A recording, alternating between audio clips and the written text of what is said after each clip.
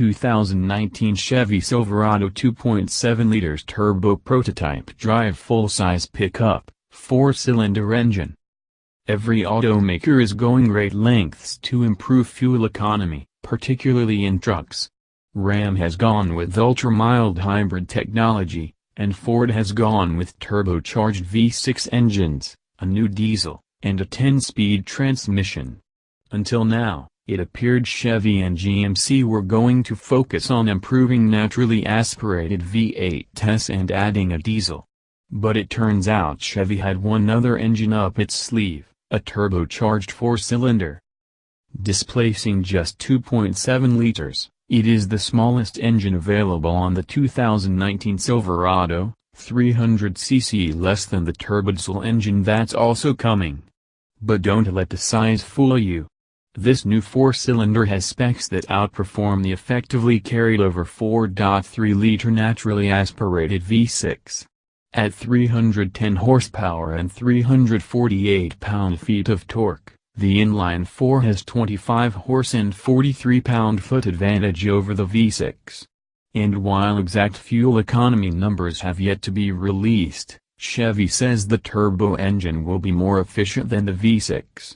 On top of all that, the 4-cylinder also boasts a peak torque plateau between 1,500 and 4,000 revolutions per minute, while peak power comes at 5,600 revolutions per minute. Chevy put a lot of work and some fascinating technology into this engine to get these numbers. First off, the company claims that this engine is completely new, not a modified version of an existing turbocharged GM 4-cylinder. It was built from the ground up as a truck engine. Like some of its larger brethren, it also features cylinder deactivation. It can shut off 2 of its cylinders, made possible by a nifty variable cam lift feature. The camshafts themselves can slide in order to select different cam profiles, and all of the cylinders can run in a high lift setting for maximum power, or they can shift to a low lift setting for improved fuel economy on a reduced load. There's also a third setting that will shut off valves to 2 cylinders while keeping 2 others in low lift mode for maximum fuel economy at cruising speeds. In addition to the trick camshafts, Chevy did a bit of fiddling with the turbo and the cooling system. Chevy is now among many companies employing exhaust manifolds integrated into the head, which allows Chevy to provide additional cooling to the exhaust close to the turbo. This also helps warm up the engine more quickly at startup. Getting back to the turbocharger, it features an evolution of the twin-scroll design, but instead of the exhaust pulses coming to the impeller side by side on one end of the impeller, they come in on opposite sides of the impeller wheel, as shown in the diagram above. So instead of one set of pulses hitting the outside of the impeller, and another hitting the inside, both sets are catching the outside of the impeller. Bolted to the turbo is an electric wastegate, which can open at cruising speeds and let exhaust flow more freely, improving cruising fuel economy.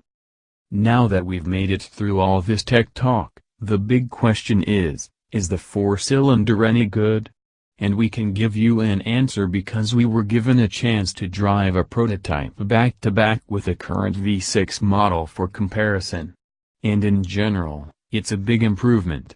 The low-down torque is very noticeable, helping it take off with more authority than the old V6 model. The turbo spools up very quickly, and there's hardly any lag when hitting the gas.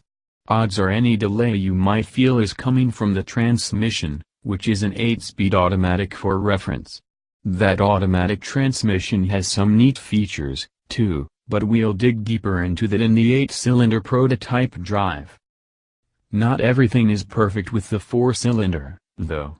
Our big complaint is that, well, it sounds like a 4-cylinder, and it certainly doesn't come close to the hearty burble of the V8s.